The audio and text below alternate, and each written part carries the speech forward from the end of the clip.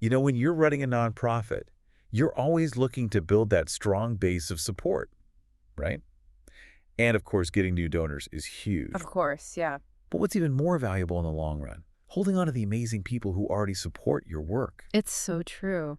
So today, we're really taking a deep dive into donor retention. Right. We're going to figure out why it's so important and, the best part, how to actually make it happen.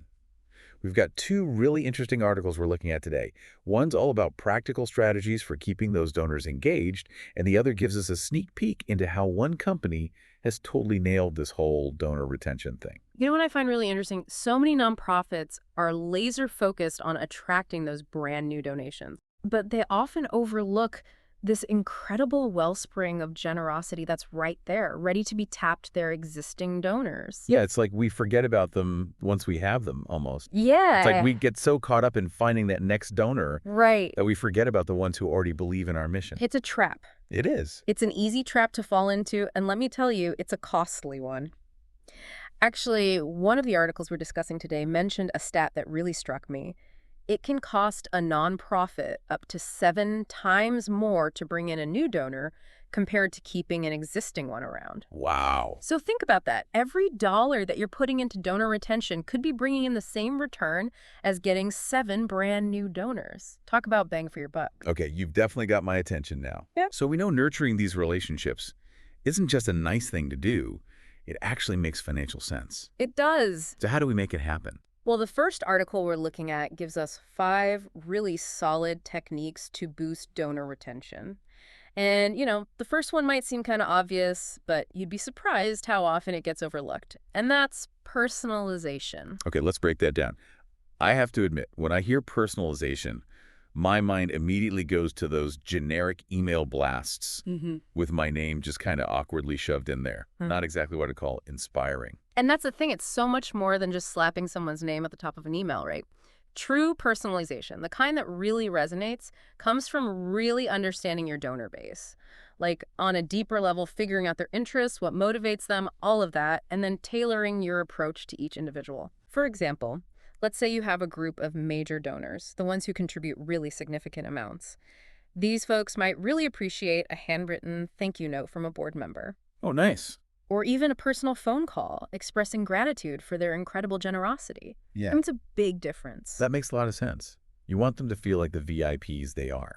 Exactly. Like they're not just another transaction. Yeah. Knowing their support is truly valued. Exactly. It reminds me of this one time, it's like you want to make those donors feel like rock stars, because they are. Exactly. And that actually brings us to the second technique, which is all about harnessing the power of storytelling. Ooh, storytelling. Yeah. And this is something that I'm really passionate about because at the end of the day, we humans, we're hardwired for stories, right? Stories, they capture our imaginations, they make us feel things, and most importantly, they stick with us long after those dry facts and figures have faded away. Oh, absolutely. I'm a total sucker for a good story. It's like I can read 100 statistics about something, Right. but it's the personal stories that really hit me in the feels. And that's exactly why, especially for nonprofits, stories are pure gold.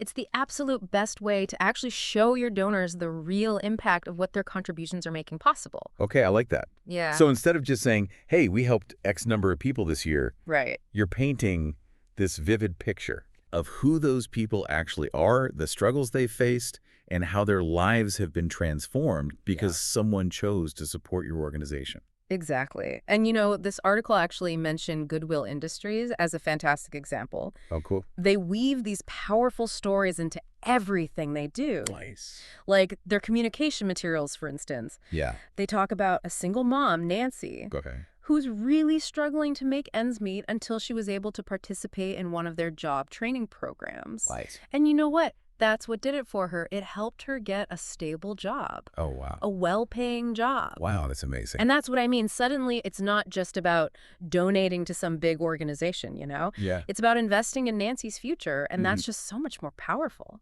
I love that. Oh, you know what else came to mind? Kiva, the micro-lending platform. Oh, yeah, they're great. They are so good at this. They are. Like sharing those before and after stories, really showcasing what a difference even a small loan can make in someone's life. I remember reading about this woman, Lindy Way. She was only 22, just trying to get by. And because of Kiva, She now runs three, count 'em, three, Yes. thriving businesses. That's incredible. It's those kinds of stories that just really stay with you. They do. They totally do. And you know what?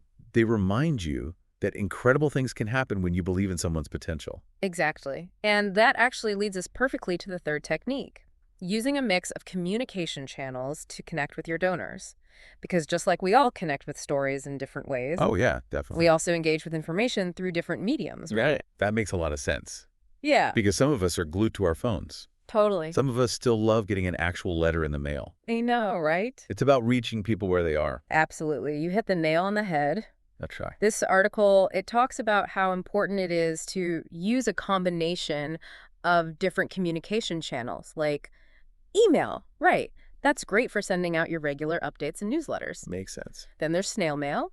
You can use that for more personalized notes, heartfelt stories, things like that. Yeah. And of course, phone calls. Those are perfect for those times when you really want to express gratitude directly, make it personal. It's true, that personal touch. Yeah.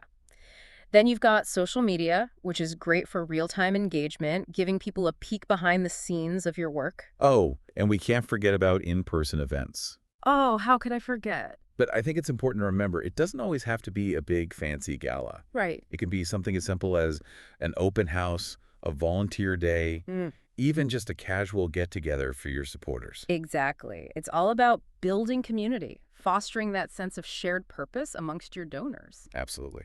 So are you ready for technique number 4? I am. Hit me. All right. It's all about the magic of thank you. Oh, it's so true, though. You'd be surprised how much a genuine thank you can brighten someone's day. I know. Especially in a world where we're constantly bombarded with requests and demands. Yes. It's so refreshing to just feel seen and appreciated. It's so true. When you know that your contribution, no matter how big or small, is actually appreciated, Absolutely. it makes you want to give again. Exactly. And, the best part is it doesn't have to be this big elaborate thing. The article actually highlighted that just sending a simple thank you note, like within 48 hours of someone making a donation, can significantly increase the chances of them giving again. Yeah, I can see that. Everyone wants to feel seen and appreciated, Yeah, to know that their contribution, no matter how small, really mattered. exactly. And, sometimes adding a little bit of creativity can make your thank you even more memorable. Like the article actually mentioned this one organization that sends out lifesaver candies to all their donors Oh. with a little note that says, "Thank you for being a lifesaver." I love that. It's so clever. It is. And it's those little things that really make people feel good and get them talking, right? For sure. Way more impactful than just a generic form letter.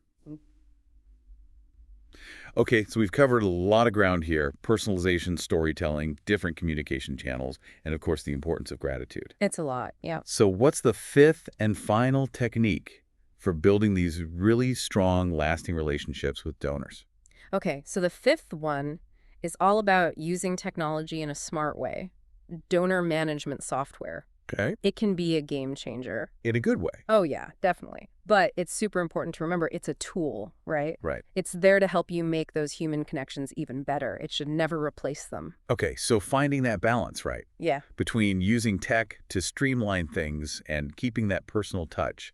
How can nonprofits do that well? How can they use technology effectively without losing that human element? That's the million-dollar question, right? Right. Look, a good donor management system should make your life easier. It should help you with all those everyday tasks. Okay. That way you have the time and energy to focus on building those genuine connections with people. Oh. Think of it like your super organized assistant keeps track of everything: donor history, their preferences, even their birthdays. Oh, nice. It's on top of it. So all your communications are personalized and meaningful. Imagine this. You're able to send out these targeted messages to people based on their specific interests or maybe their past giving habits. Oh, wow. That's next level personalization right there. That is. It really is. Yeah, it's like having that friend, Yeah. who remembers every little detail about the people you care about. Yes. So you can focus on nurturing those relationships. That's exactly it. And you know what else they can do? What's that?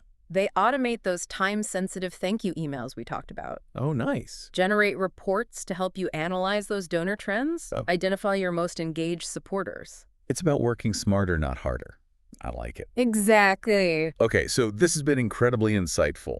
But before we wrap things up, let's talk about setting realistic expectations. Okay. We've discussed all these fantastic strategies for boosting donor retention. Yeah.